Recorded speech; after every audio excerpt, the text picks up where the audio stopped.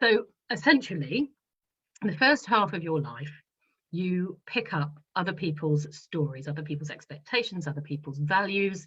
You are surrounded by culture, you're surrounded by other people's thoughts, beliefs, just everything that you suck up like a sponge when you're tiny. And the thing is not all of it that you're told is either true or is relevant for you. But what we can do is we can just go through life, through the whole first half of our life, and believe these things, and believe things that somebody might have once told us, whether it's helpful or not helpful, is actually true for us.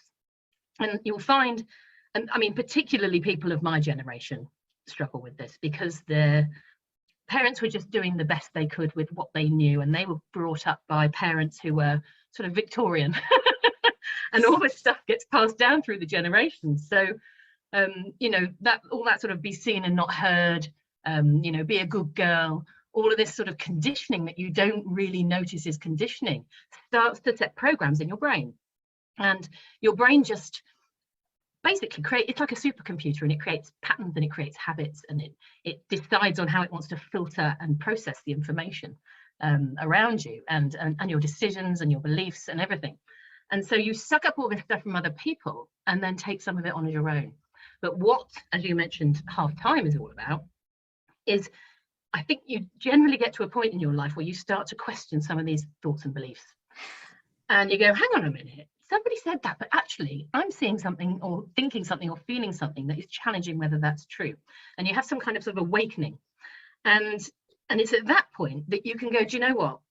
I want to rewrite this story. I don't have to believe that anymore. And you can unpick it and say, oh, now the reason why they might have thought that or said that is probably this.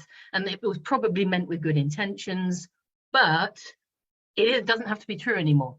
And a lot of people, the root of this all goes down to not feeling good enough. I'm not enough, I'm not good enough, I'm not pretty enough, I'm not, whatever it is, enough, clever enough. And the root cause usually comes back to people feeling that deep inside, when it isn't actually true. It's just because of what they picked up around them, and their brain sucked it in like a sponge, and they were too young to question whether it was right or wrong.